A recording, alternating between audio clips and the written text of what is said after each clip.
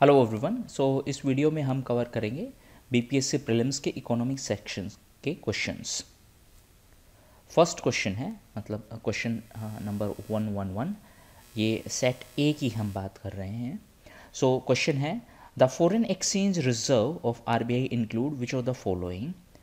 First option is FCA, that is foreign currency asset, second is gold, third is SDR, fourth is RTP. So ये question class में भी हम discuss कर चुके हैं और आरबीआई की वेबसाइट के हिसाब से मैं यहाँ पर एक स्क्रीनशॉट भी अटैच कर रहा हूँ। सो फॉरेक्स रिजर्व में ये 4 कंपोनेंट्स होते हैं और आईएमएफ जब हमने डिस्कस किया था तो उसके साथ साथ हमने ये भी डिस्कस किया था कि आरबीआई के फॉरेक्स रिजर्व क्या क्या है। सो सबसे बड़ा जो कंपोनेंट है that is foreign currency asset, then gold, then SDR and then RTP. So ये चारों के चारों जो कंपोनेंट्स हैं they are part of forex reserve. So FCA, gold, SDR and RTP, so all are correct. That means all are part of forex reserve of RBI.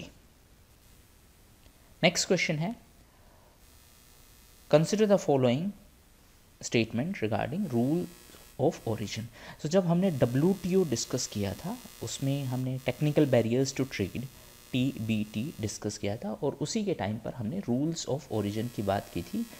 एक basic सा term है rule of origin का मतलब है कि कोई भी product है वो कहाँ से ओरिजिनेट हुआ है। फॉर एग्जांपल से हमने मोबाइल फ़ोन मंगवाया है, सो मोबाइल फ़ोन कहाँ से ओरिजिनेट हुआ है, कहाँ से बना है।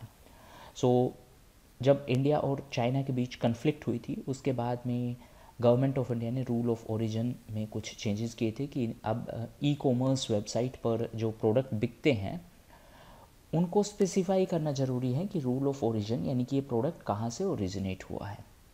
सो बेसिक इंग्लिश के ये 4 स्टेटमेंट हैं। फर्स्ट स्टेटमेंट है कि rule of origin are criteria needed to determine the national shows of a product. National shows की वो प्रोडक्ट कहाँ से बना है। सो बेसिक स्टेटमेंट है and it is correct one. Second, rule of origin help the custom agencies to know what regulations and fees to be applied to a given product. Basic statement है ये भी कि custom authorities हैं। Custom का मतलब है कि जब हम इंपोर्ट और एक्सपोर्ट करते हैं तो वहाँ पर कस्टम ड्यूटी लगता है। सो कस्टम अथॉरिटीज़ को ये पता रहे कि ये प्रोडक्ट कहाँ से आया है, ये चाइना से आया है, ये यूएसए से आया है या ये सिंगापुर से आया है। Third statement, they are used for the purpose of trade statistics. Basic सी बात है कि अगर हमें ये पता होगा कि चाइना से इतने प्रोडक्ट आ रहे हैं, सिंगापुर से इतने, सो वो ट्रेड स्टेटिस्टिक्स के लिए भी यूजफुल होगा। सो थर्ड स्टेटमेंट भी बेसिक स्टेटमेंट है। Fourth, their importance is derived from the fact that duties and restrictions in several cases depend upon the sources of imports. ये किस कंट्री से हमने वो इंपोर्ट किया है उसके बेसिस पर हम ड्यूटीज़ इम्पोज करते हैं। सो काइंड ऑफ जो फोर्थ स्टेटमेंट है वो सेकंड स्टेटमेंट का ही एक्सटेंशन है। चारों के चारों स्टेटमेंट है बेसिक स्टेटमेंट है, कोई भी एक्सट्रीम स्टेटमेंट नहीं है और चारों ही स्टेटमेंट है इसीलिए करेक्ट है। So first, second, third and fourth ये चारों स्टेटमेंट करेक्ट है। नेक्स्ट क्वेश्चन है ह्यूमन कैपिटल फॉर्मेशन। सो हम ह्यूमन डेवलपमेंट और ह्यूमन कैपिटल दोनों टॉपिक्स हैं वो पॉवर्टी चैप्टर में कवर करते हैं और उसके साथ साथ ये कॉन्सेप्ट है ह्यूमन डेवलपमेंट के जो अप्रोचेस हैं वो सब हम ऑलरेडी क्लासेस में कवर कर चुके हैं। सो क्वेश्चन है human capital formation as a concept is better explained in terms of a process which enables। First है कि individuals of a country to accumulate more capital। यहाँ पैसे की सेंस में बात नहीं है, यहाँ ह्यूमन बीइंग के कैपिटल की बात है। सो ह्यूमन कैपिटल की जब हम बात करते हैं तो हम बात करते हैं अच्छी एजुकेशन की, अच्छी हेल्थ की, अच्छी स्किल की, अच्छी नॉलेज की। सो फर्स्ट जो स्टेटमेंट है, फर्स्ट डायरेक्ट पैसे की बात कर रहा है, डायरेक्ट रिसोर्सेज की बात कर रहा है जो कि ह्यूमन कैपिटल से एसोसिएटेड नहीं है। यस वो बाई प्रोडक्ट है ह्यूमन कैपिटल जनरेशन का। सेकंड स्टेटमेंट है इंक्रीज इन नॉलेज। यस वो ह्यूमन कैपिटल का पार्ट है, मतलब ह्यूमन कैपिटल फॉर्मेशन का पार्ट है। सो सेकंड होना चाहिए। Third, increase in skill level, ये भी होना चाहिए। और फोर्थ स्टेटमेंट है, एक्चुअली फोर्थ स्टेटमेंट है वो मोर कॉम्प्रिहेंसिव स्टेटमेंट है जिसमें सेकंड और थर्ड दोनों ऑप्शंस हैं कि increase in knowledge level, skill level and capacity of people. So fourth statement है उसमें सेकंड और थर्ड है वो बाय डिफ़ॉल्ट इंक्लूडेड है, इनहेरेंटली स्पेसिफाइड है। हमें ऐसा ऑप्शन चाहिए था जिसमें सेकंड और थर्ड दोनों हों। सो ये नहीं है, ये नहीं है, ये नहीं है। बाय डिफ़ॉल्ट सेकंड और थर्ड दोनों जो ऑप्शंस हैं वो 4 में इनहेरेंटली हैं। ऑप्शन सी इसलिए रिजेक्ट कर दिया गया है क्योंकि सी का जो स्टेटमेंट है स्किल लेवल वो 4th में ऑलरेडी इनहेरेंटली शामिल है। सो इसीलिए मोर अप्रोप्रिएट जो आंसर होगा वो 4 होगा। स्क्रीनशॉट के लिए एक मैं NCERT का एक सोर्स यहाँ पर स्पेसिफाई किया है, human capital, sources of human capital. So investment in education is considered as the main source of human capital. There are several other sources, for example investment in health, on job, training, migration and information are the other sources of human capital formation. So ये NCERT का एक screenshot attach किया है ताकि आपको better conceptual understanding मिल सके। Next question है, consider the following statement regarding insolvency and bankruptcy. So insolvency, bankruptcy and liquidation ये 3 टर्म्स हैं जो हम बैंकिंग में कवर करते हैं। सो इंसॉल्वेंसी का मतलब है कि लाइबिलिटीज़ हैं they are higher than assets, और पर्सन है वो अपना लोन लाइबिलिटीज़ हैं उनको रीपे नहीं कर पाता। यही पोजीशन अगर लीगली डिक्लेयर हो जाए तो उसको हम बोलते हैं बैंक्रप्सी। उसके बाद जो एसेट होते हैं उस कंपनी के, उन एसेट्स को बेच दिया जाता है और उनको लिक्विडेट कर दिया जाता है। लिक्विडेट करने का मतलब है कि उन एसेट को बेचकर पैसे की रिकवरी करने की कोशिश की जाती है। सो ये 3 टर्म्स हैं, insolvency, bankruptcy and liquidation. Now यहाँ पर सबसे जो इजी वे है एलिमिनेट करने का वो है ऑप्शन नंबर 2। ऑप्शन नंबर 2 है, insolvency refers to a legal process where the asset और डेटर आर लिक्विडेटेड और reorganised for the benefit of creditors. Liquidation है उसमें एसेट हम लिक्विडेट करते हैं, ना कि इंसॉल्वेंसी में। सो सेकंड स्टेटमेंट गलत है। सेकंड स्टेटमेंट गलत होने की वजह से ये ऑप्शन रिजेक्ट हो गया, ये ऑप्शन रिजेक्ट हो गया, ये ऑप्शन रिजेक्ट हो गया, एंड ओनली एक ऑप्शन हमारे पास बचा है, दैट इज स्टेटमेंट नंबर 4।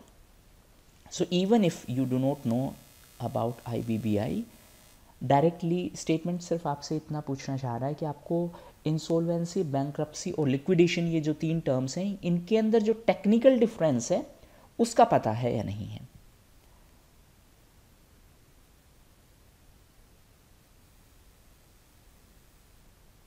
अब थर्ड स्टेटमेंट क्यों गलत है? क्योंकि थर्ड स्टेटमेंट बोल रहा है कि bankruptcy is a state where insolvency is a conclusion. नहीं, ये उल्टा स्टेटमेंट है। इंसॉल्वेंसी एक सिचुएशन है और इसका कंक्लूजन क्या हो जाएगा? जब ये लीगली डिक्लेयर हो जाएगा, यानी कि जब बैंक्रप्ट डिक्लेयर कर दिया जाएगा। सो थर्ड स्टेटमेंट है वो इनकरेक्ट है। फोर्थ स्टेटमेंट बेसिक स्टेटमेंट है कि IBBI, ये एक्चुअली 2016 में IBC लाया गया था। IBC, insolvency and bankruptcy code, उसके तहत IBBI को लेकर आया गया था। नेक्स्ट क्वेश्चन है, in which year the industrial policy resolution was adopted. So ये बेसिक सा एक क्वेश्चन है। 1956 में अडोप्ट किया गया था। जब हमने इंडस्ट्रियल डेवलपमेंट की बात की है तो उसमें हमने इन पॉलिसीज़ को अलग अलग तरीके से कवर किया है कि किस तरीके से इसका मेन बेसिस था, वो महल नोबिस मॉडल था, और महल नोबिस मॉडल में फोकस था कैपिटल गुड्स पर। कैपिटल गुड्स वो गुड्स हैं जिनसे हम कंज्यूमर गुड्स बनाते हैं। कंज्यूमर गुड्स वो गुड्स हैं जो डायरेक्टली एंड कंज्यूमर कंज्यूम करते हैं। For example fan. So fan है वो एक कंज्यूमर गुड हो गया, और फ़ैन को बनाने के लिए जो मशीन चाहिएगी उसको हमने बोल दिया कैपिटल गुड। सो ये इजी क्वेश्चन था। नेक्स्ट क्वेश्चन है क्वेश्चन नंबर 117। सो ये क्वेश्चन है about PLI, production linked incentive. इस स्कीम का मेन फोकस है वो है कि आप जितना ज़्यादा प्रोड्यूस करोगे सरकार आपको उतना ज़्यादा इंसेंटिव देगी। अब इस जो क्वेश्चन है इसमें थर्ड स्टेटमेंट है वो ट्रिकी स्टेटमेंट है। यहाँ पर दिया गया है कि जो बेनिफिट है वो अराउंड 8% दिया जाएगा ऑन नेट इंक्रीमेंटल सेल्स। अब ये टेक्निकल इन्फॉर्मेशन है, फैक्चुअल इन्फॉर्मेशन है, so either you know it और you do not know it. ये स्टेटमेंट डायरेक्टली कॉपी किया गया है। मैं आपको एक शोज दिखा देता हूँ। ये ministry of electronics and information technology की वेबसाइट पर से ये स्टेटमेंट डायरेक्टली कॉपी किया गया है, जहाँ पर जो थर्ड स्टेटमेंट है कि the scheme shall extend an average incentive of around 5% on net incremental sales. और जो फोर्थ स्टेटमेंट है वो यहाँ से कॉपी किया गया है। Target segment under PLI include laptop, tablet, all in one PC, server, ultra small form factor etcetera. So जो थर्ड स्टेटमेंट है यहाँ पर इंस्टेड ऑफ 5% एग्जामिनर ने 8% कर दिया। सो थर्ड स्टेटमेंट है वो इनकरेक्ट है, फोर्थ स्टेटमेंट है वो करेक्ट है। सो हमारे क्वेश्चन में जो पूछा गया है वो इनकरेक्ट पूछा गया है, यानी कि हमारे जो आंसर है उसमें 3 होना चाहिए और 4 नहीं होना चाहिए। सो 4 नहीं होना चाहिए और 3 होना चाहिए, यानी कि ऑप्शन है वो या तो C होगा या D होगा। अब बात करते हैं C और D की। तो C और D में 3 कॉमन है, यानी कि हमारा जो आंसर है वो फर्स्ट और सेकंड की वेरिफिकेशन से डिटरमाइन होगा। अब जो फर्स्ट स्टेटमेंट है दैट इज़ क्वाइट कॉमन और सिंपल स्टेटमेंट है। The scheme offers production linked incentive to boost domestic manufacturing and attract large investment in mobile manufacturing and specified electronic components. ये जो scheme है PLI, इसका main focus ही यही था कि हम डोमेस्टिक मैन्युफैक्चरिंग को प्रमोट करें और ज़्यादा से ज़्यादा इन्वेस्टमेंट आए ताकि हम और ज़्यादा प्रोडक्शन कर सके और बाहर से डिपेंडेंसी है वो कम हो जाए। सो फर्स्ट स्टेटमेंट है वो करेक्ट है, जबकि क्वेश्चन जो पूछना चाह रहा है वो इनकरेक्ट पूछना चाह रहा है। सो बाय डिफ़ॉल्ट ये ऑप्शन भी एलिमिनेट हो गया और हमारे पास ऑप्शन बचा है D। अब ये एक टफ क्वेश्चन की कैटेगरी में मैं स्पेसिफाई करूंगा कि अनटिल अनलेस आपको पता है कि 5% बेनिफिट मिलने वाला है, it is very difficult to eliminate statements. हाँ, एक लॉजिक आप जरूर लगा सकते हो कि बाकी स्टेटमेंट्स हैं, फर्स्ट और फोर्थ स्टेटमेंट है, they are quite generic statement. और इंडिया के केस में एक चीज़ आई थिंक कॉमनली सबको पता है कि इलेक्ट्रॉनिक आइटम्स के केस में India is heavily dependent on China. So उस लॉजिक से फर्स्ट और फोर्थ स्टेटमेंट है दे आर करेक्ट, ये बाय डिफ़ॉल्ट हम एस्टिमेट कर सकते हैं और उस हिसाब से करेक्ट स्टेटमेंट को हम रिमूव कर सकते हैं, क्योंकि क्वेश्चन ने जो पूछा है वो इनकरेक्ट स्टेटमेंट पूछा है। नेक्स्ट क्वेश्चन है विच of the following factor could potentially contribute to stagflation in the Indian economy। अब stagflation की अगर मैं बात करूं तो stagflation का मतलब है stagnant plus inflation। तो 3 यहाँ की conditions हैं। फर्स्ट हाई इन्फ्लेशन, सेकंड जो condition है that is हाई अनएम्प्लॉयमेंट, और थर्ड जो condition है वो है लो और stagnant economic growth।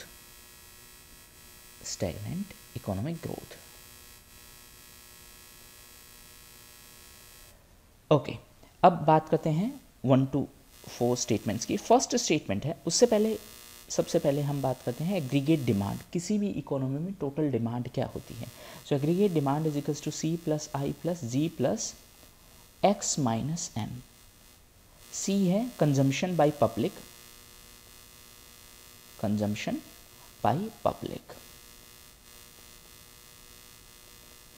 I है investment by private players, G है इन्वेस्टमेंट बाय गवर्नमेंट, X है एक्सपोर्ट और M है इंपोर्ट। अब जो फर्स्ट स्टेटमेंट है वो बोल रही है कि ज़्यादा इन्फ्लेशनरी प्रेशर है क्योंकि सरकार है वो ज़्यादा पैसे खर्च कर रही है। अब यहाँ पर हम बात कर रहे हैं G कंपोनेंट की। सो अगर गवर्नमेंट ज़्यादा पैसे खर्च करेगी, पब्लिक एक्सपेंडिचर ज़्यादा होगा, तो उससे एग्रीगेट डिमांड ज़्यादा होगी क्योंकि G का वैल्यू इंक्रीज हो गया है। और अगर डिमांड ज़्यादा होगी बाय डिफ़ॉल्ट उस टाइम पर ज़्यादा प्रोडक्शन करना पड़ेगा, और ज़्यादा प्रोडक्शन अगर करना होगा तो ज़्यादा प्रोडक्शन की वजह से नया एम्प्लॉयमेंट जनरेशन होगा और अनएम्प्लॉयमेंट ज़्यादा नहीं होगा। सो जो फर्स्ट सिचुएशन है उसके केस में अनएम्प्लॉयमेंट ज़्यादा नहीं होगा। जबकि स्टैगफ्लेशन की हम बात करें तो स्टैगफ्लेशन की ये 3 कंडीशन है कि इन्फ्लेशन भी ज़्यादा है, अनएम्प्लॉयमेंट यानी बेरोज़गारी भी ज़्यादा है, और बेरोज़गारी ज़्यादा है इसीलिए बाय डिफ़ॉल्ट है वो इकोनॉमिक ग्रोथ है वो भी कम है। सो फर्स्ट स्टेटमेंट है वो हमारे आंसर में नहीं होगी। एंड बाय डिफ़ॉल्ट हमारे पास जो ऑप्शन बचेगा वो है 2 और 3, क्योंकि जब भी हम बात करते हैं एग्रीगेट डिमांड या टोटल डिमांड की, सो वो डिपेंड करेगा कि सरकार है वो अगर ज़्यादा पैसे खर्च करेगी तो उससे डिमांड बढ़ेगी, और अगर डिमांड बढ़ेगी तो उस डिमांड को फुलफ़िल करने के लिए ज़्यादा प्रोडक्शन किया जाएगा। ज़्यादा प्रोडक्शन अगर किया जाएगा तो ज़्यादा लोगों को एम्प्लॉयमेंट दिया जाएगा, क्योंकि प्रोडक्शन के लिए हमें ज़्यादा लोगों को हायर करना पड़ेगा। और अगर एम्प्लॉयमेंट इंक्रीज़ हुआ तो लोगों के हाथ में पैसे आएंगे और उस पैसे से डिमांड और इंक्रीज़ होगी, जबकि स्टैगफ्लेशन के केस में जो इकोनॉमिक ग्रोथ है वो लो होती है। सो यहाँ पर जो करेक्ट ऑप्शन होगा वो ऑप्शन बी। इस बार अगर हम एक ट्रेंड देखें बीपीएससी के क्वेश्चंस का, सो क्वेश्चन है वो कॉन्सेप्चुअल ज़्यादा हैं, डायरेक्ट फैक्चुअल इन्फॉर्मेशन वाले क्वेश्चंस बहुत कम हैं, and that is a very good trend, क्योंकि अब आपको कॉन्सेप्ट पढ़ने पड़ेंगे। पहले स्टूडेंट्स क्या करते थे, इकोनॉमिक्स को बड़ा लाइटली लेके और लास्ट के टाइम पर कुछ फैक्चुअल इन्फॉर्मेशन डायरेक्टली क्रैम करके चले जाते थे, बट अब बीपीएससी है ऐसे क्वेश्चंस नहीं पूछ रहा है, तो आपको भी अपना जो प्रिपरेशन स्ट्रेटजी है उसको चेंज करना होगा। एनीवे, क्वेश्चन नंबर 121 की अगर हम बात करें, as per economic survey which of the following statement describe the trend of foreign direct investment in India. ये क्वेश्चन भी बहुत कॉन्सेप्चुअल क्वेश्चन है, बेसिक अंडरस्टैंडिंग वाला क्वेश्चन है। सो हम वन बाय वन स्टेटमेंट्स को कवर करते हैं। First statement, it has decreased due to less participation of private sector. हमें नहीं पता प्राइवेट सेक्टर का पार्टिसिपेशन इंक्रीज़ हुआ है, डिक्रीज़ हुआ है, क्योंकि ह्यूमनली पॉसिबल नहीं है हर इन्फॉर्मेशन को रट के एग्जाम में जाना। सेकेंड स्टेटमेंट है, it has increased compare to pre pandemic levels. अगर हम बात करें इंडिया में फॉरेन इन्वेस्टमेंट की, सो लास्ट ईयर रफली $84 बिलियन का एफडीआई आया था, जो हमने लगभग हर क्लास में कवर किया है। अब ये इंडिया का अब तक का हाईएस्ट एवर एफडीआई था। सो बाय डिफ़ॉल्ट इट सेज कि हम प्री पेंडेमिक यानी कि कोविड आने से पहले जो लेवल था उससे ज़्यादा हम एफडीआई रिसीव कर चुके हैं after pandemic. Pre pandemic level से ज़्यादा हम एफडीआई रिसीव कर चुके हैं। सो ये स्टेटमेंट करेक्ट है, बेसिक स्टेटमेंट है। थर्ड स्टेटमेंट है that is quite logical statement, और इसको ध्यान से पढ़ना है। It has increased rapidly without decreasing in any financial year after the telecom sector was entirely reformed. Now ये एक बड़ा एक्सट्रीम स्टेटमेंट है कि जब टेलीकॉम सेक्टर को हमने रिफॉर्म किया उसके बाद किसी भी फाइनेंशियल ईयर में एफडीआई डिक्रीज नहीं हुआ, रैपिडली इंक्रीज हुआ है। ये एक एक्सट्रीम स्टेटमेंट है, क्योंकि जब भी हम ट्रेंड की बात करते हैं तो ट्रेंड कभी भी ऐसे स्ट्रेट लाइन नहीं होता है, ट्रेंड में हमेशा अप्स एंड डाउन्स होंगे। That is how things work. So third statement है वो एक बहुत एक्सट्रीम स्टेटमेंट है। बाय डिफ़ॉल्ट आप एक्सट्रीम वर्ड की वजह से भी इसको एलिमिनेट कर सकते हो। दो मैं स्क्रीनशॉट भी आपको यहाँ पर शो करूँगा कि बजट में से ये डॉक्यूमेंट में से स्टेटमेंट एग्जामिनर ने फ्रेम किया है, but as of now any statement यानी कि एक एक्सट्रीम स्टेटमेंट की वजह से हम इसको एलिमिनेट करते हैं। एंड फोर्थ है, it has decreased due to weak global economic situation. Let's say कि आपको अभी नहीं पता कि इंक्रीज़ हुआ है डिक्रीज़ हुआ है, लेट्स से इसको भी यहाँ पर होल्ड पे रखते हैं। सो जब हम बात करते हैं थर्ड स्टेटमेंट की, सो थर्ड स्टेटमेंट से ये भी। अब हमारे पास ऑप्शन बचे हैं ऑप्शन बी और डी, दोनों में ऑप्शन नंबर 4 है वो करेक्ट है। दैट मीन्स 4 तो करेक्ट है बाय डिफ़ॉल्ट, जो कि एग्जामिनर खुद आपको हिंट दे रहा है, तो 4 करेक्ट है। अब हमें ये फाइंड आउट करना है कि सेकेंड स्टेटमेंट करेक्ट है या नहीं। सेकेंड स्टेटमेंट करेक्ट है, ये हम ऑलरेडी डिटरमाइन कर चुके हैं, therefore correct answer will be b. अब बात करते हैं टेलीकॉम सेक्टर के लिबरलाइजेशन या रिफॉर्मेशन के बाद में एफडीआई इंक्रीज़ हुआ है डिक्रीज़ हुआ है या क्या सिचुएशन है। सो ये मैं बजट का एक स्क्रीनशॉट यहाँ पर स्पेसिफाई कर रहा हूँ। जो स्टेटमेंट है वो है, telecom sector was entirely reformed by new telecom policy of 1999। अब हम अगर 1999 से ट्रेंड्स की बात करें, एक इम्पोर्टेंट चीज़ आपको इस टाइप का ट्रेंड याद नहीं रखना है, ये एक एक्सट्रीम स्टेटमेंट है, आपको उस हिसाब से लॉजिकली इसको एलिमिनेट करना है। सो 1999 की अगर हम बात देखें तो यहाँ पर 1999 है, और यहाँ से आप देख सकते हो ट्रेंड नीचे भी गया है फिर ऊपर गया है। सो ऐसा नहीं है कि जो स्टेटमेंट है, स्टेटमेंट का कहना है कि ये 1990 यानी कि जब रिफॉर्मेशन हुआ उसके बाद से ये हमेशा रैपिडली इंक्रीज़ हुआ है, ये स्टेटमेंट का कहना है, बट रैपिडली इंक्रीज नहीं हुआ है। कुछ ईयर ऐसे भी हैं जहां पर एफडीआई में डाउनफॉल आया है, ये एफडीआई का ट्रेंड है। ओके, अब बात करते हैं जो सेकंड स्टेटमेंट की, थर्ड स्टेटमेंट की कि प्री पेंडेमिक लेवल पे इंक्रीज़ हुआ है या नहीं, उसका भी स्क्रीनशॉट यहीं से एग्जामिनर ने फ्रेम किया है। जो क्वेश्चन का स्टेटमेंट है, notwithstanding an overall drop in FDI in the first half of fiscal year 23, inflows have stayed above the pre-pandemic level. सो ये स्टेटमेंट भी अगेन आपको याद नहीं करना था, क्योंकि हम क्लासेस में ऑलरेडी कवर कर चुके हैं कि लास्ट ईयर इंडिया में हाईएस्ट एवर एफडीआई आया है. So by default highest ever है, तो दैट मीन्स कि पेंडेमिक से पहले जितना आता था उससे भी ज़्यादा आया है. सो बाय डिफ़ॉल्ट ये स्टेटमेंट जो सेकेंड स्टेटमेंट है वो करेक्ट है. नेक्स्ट क्वेश्चन पे आते हैं. Which of the following statement about non plan expenditure of the central government is correct.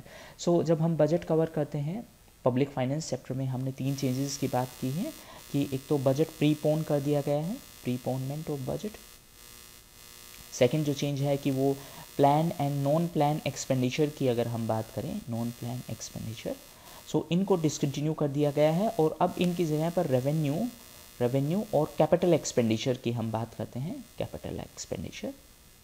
Third जो चेंज है वो ये है कि रेलवे बजट को जनरल बजट से मर्ज कर दिया गया है. सो इंटरेस्ट पेमेंट पर जो भी एक्सपेंडिचर है वो एक नॉन प्लान एक्सपेंडिचर होता है, और अगर हम रेवेन्यू और कैपिटल की बात करें तो ये एक रेवेन्यू एक्सपेंडिचर है. हाँ, अगर प्रिंसिपल अमाउंट की रीपेमेंट की बात करें तो वो एक कैपिटल एक्सपेंडिचर है, क्योंकि उससे लायबिलिटीज़ कम होंगी. यहाँ पर एक न्यूज़पेपर का स्क्रीनशॉट भी मैं अटैच कर देता हूँ. हो सकता है कि एग्जामिनर ने यहाँ से ये स्टेटमेंट फ्रेम किया हो.